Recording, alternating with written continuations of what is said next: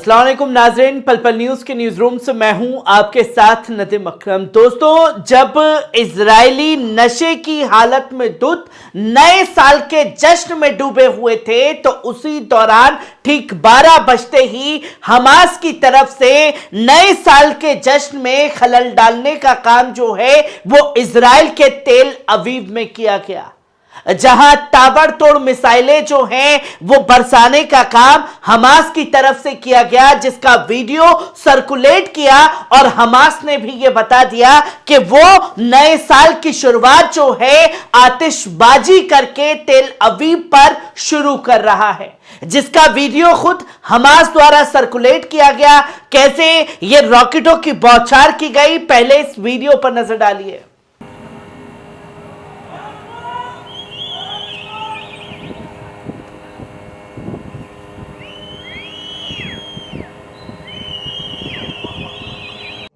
तो आपने देखा कि किस तरीके से ताबड़तोड़ रॉकेट जो है वो बरसाने का काम जो है हमास की तरफ से किया गया और किस तरीके से आयरन डोम ने कुछ को रोकने में सफलता हासिल की। पहले इस वीडियो पर नजर डालिए।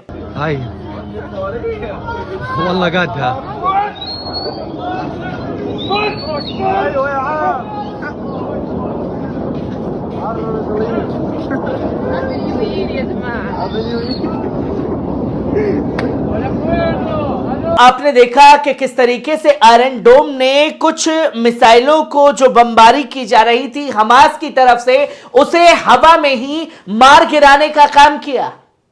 तो वहीं आसपास के जो तेल अवीव में रहने वाले इजरायली हैं, उन्होंने इस आतिशबाजी का वीडियो दुनिया के सामने रखा।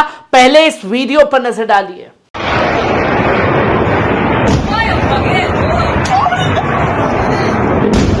तो आपने देखा कि कितना घरों के नजदीक में ही ये बमबारी जो है होती हुई दिखाई दी। अब कुछ लोग जरूर कमेंट बॉक्स में कूदेंगे और ये बताने की कोशिश करेंगे कि नदीम भाई कुछ तो हुआ नहीं, आप भी यार बड़ा चढ़ा करके खबरें पेश कर देते हो, सिर्फ उन्होंने मिसाइलें मारी, वो हवा में ही आयरन डोम ने मार दिया।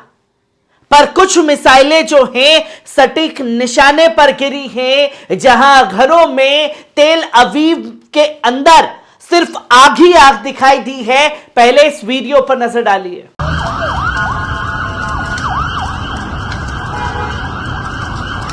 तो दोस्तों, आपने देखा कि ये फेलियर है इजराइल का आयरन डोम का, जो ये बताता हुआ नहीं थकता कि अगर हम पर कोई हमला हुआ तो हम उसे ऊपर ही मार गिराएंगे, पर सीधे सीधे घरों को निशाना जो है हमास द्वारा बनाया गया, जिसकी तस्वीरें दुनिया के सामने खुद इजरायलियों ने रखी।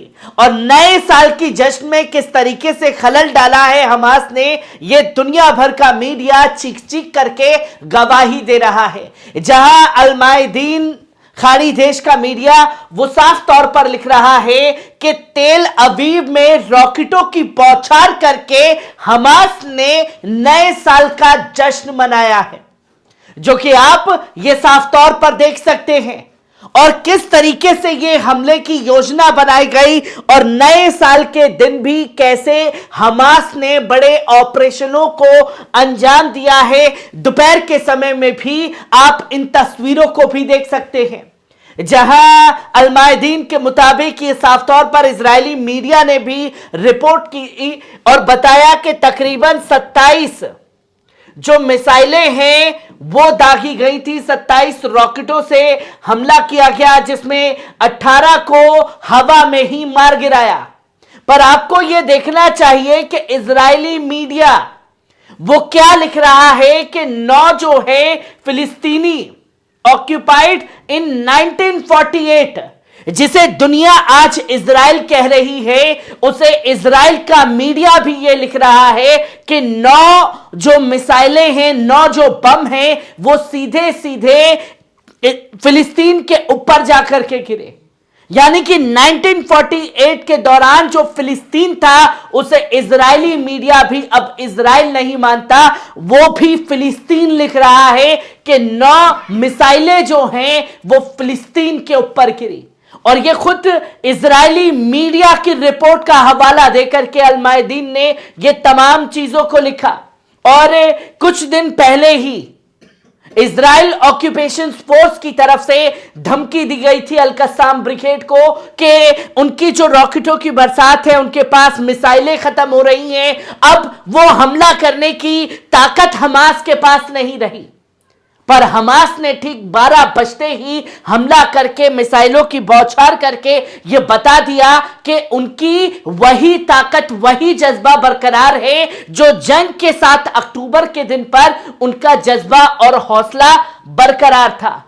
जहां कई बड़े ऑपरेशंस को नए साल के दिन में दोपहर के समय पर अभी कुछ देर पहले अंजाम दिया गया है, जहां अल कस्साम ब्रिगेड, अल मुजाहिदीन ब्रिगेड ने यह साफ तौर पर बताया कि उसने सीधे सीधे इजरायली ऑक्यूपेशन फोर्स के खिलाफ जो है वो बड़े ऑपरेशंस को अंजाम दिया, जहां उसने अपाचे हेलीकॉप्टर विद NSA-7 को उड़ाने का काम किया है। और यह भी बताया कि शोल्डर पर रख करके सीधे सीधे मिसाइल दाग करके हेलीकॉप्टर को उड़ाया है हमास ने। और अल कस्साम ब्रिगेड ने इस पूरी घटना को अंजाम दिया, जहां अल कस्साम ब्रिगेड के मुजाहिदीन ने अपाचे हेलीकॉप्टर को उड़ाने का काम किया है। कुछ देर पहले यह हमला किया गया और यह जानकारी अल कस्साम ब्रिगेड की तरफ से दी गई है, जहां अल कस्साम ब्रिगेड की तरफ से यह भी कहा गया कि बेत Lahia fighters captures N Israeli skylark 2 vehicles. और यह भी साफ तौर पर उन्होंने बताया कि जो स्काईलार्क ड्रोन है उसको कब्जा कर लिया है। इजरायली हथियारों को, इजरायली गाड़ियों को अपने कब्जे में अल कस्साम ब्रिगेड ने बैत लाहिया जो जगह है उस जगह पर इसे अंजाम दिया और इजरायली ड्रोन को भी मार गिरा करके अपने कब्जे में लेने का काम किया। जहां रात के 12 बजे यानी कि 1 तारीख के बड़े हमले में 27 मिसाइलें दागी गई तेल अवीव पर। और फिर इसके बाद अल कस्साम ब्रिगेड की तरफ से यह जानकारी दी गई कि अपाचे हेलीकॉप्टर्स को उड़ाने का काम उसने किया है। और साफ तौर पर इस जगह के बारे में भी बताया कि गाजा सिटी में इस घटना को उसने अंजाम दिया। फिर बेत लाहिया में कई गाड़ियों को स्काईलार्क 2 जो ड्रोन है उसे अपने कब्जे में लिया है बेत लाहिया में अल कस्साम ब्रिगेड ने। और अभी भी यह जानकारी दी गई है कि गाजा सिटी में जो मुजाहिदीन हैं वो सीधे सीधे इजरायली मिलिट्री से भिड़े हुए हैं। रॉकेट लॉन्चर, डबल शेयर यानी कि बड़े बड़े हमलों को अंजाम वो लगातार दे रहे हैं और सीधा सीधा गाजा सिटी में भिड़े हुए हैं।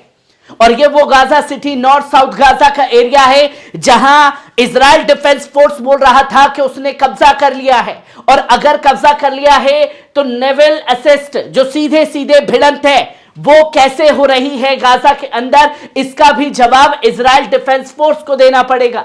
और इसके बाद यह भी जानकारी दी जा रही है अल कस्साम ब्रिगेड द्वारा कि उसने कई इक्विपमेंट जो इजराइल के थे उसे अपने कब्जे में ले लिया है, जिसकी जानकारी यहां साझा की गई है। और यह बताया कि उसने इजरायली वेपन्स और इजरायली गाड़ियों को अपने कब्जे में लिया है और उसी हथियारों का इस्तेमाल इजरायली सैनिकों के खिलाफ करते हुए बेहतर ढंग से नजर आ रहे हैं। और इसके बाद यह भी जानकारी दी गई कि इजरायली M4A1 असॉल्ट राइफल्स जो है उसे भी कब्जा कर लिया है। जो हथियारों को सीधे सीधे कब्जा करने का काम अब हमास द्वारा किया जा रहा है। वही मैंने पहले भी आप लोगों को जंग के दौरान बताया था कि सिर्फ अल कस्साम ब्रिगेड नहीं, अल कुदूस ब्रिगेड नहीं, कई सैन्य शाखा हैं हमास की जो इस जंग में सीधे सीधे अलग अलग जगह पर मोर्चा संभाल रही है। जहां अल नासिर सलाह अल दीन ब्रिगेड ने यह जानकारी दी कि उसने ईस्ट ऑफ अल बुरेजी में रॉकेट सीधे सीधे इजरायली गाड़ियों को रॉकेट से निशाना बनाया है और उन्हें वही ढेर करने का काम किया है।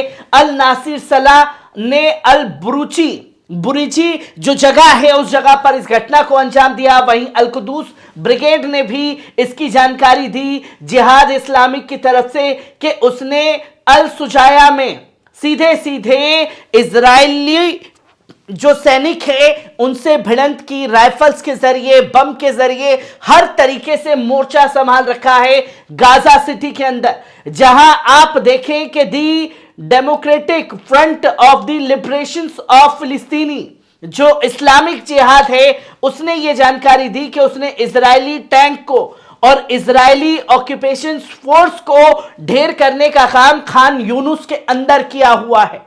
और ये 1 तारीख के बड़े हमले हैं जो कुछ देर पहले ही अंजाम दिए गए हैं हमास द्वारा, जहां हमास ने साफ तौर पर यह बता दिया कि चाहे जंग कितनी लंबी चढ़े वो उसी तरीके से जंग को अंजाम देगा जैसे 7 अक्टूबर के दिन उसने इजराइल के घर में घुस करके मारा था।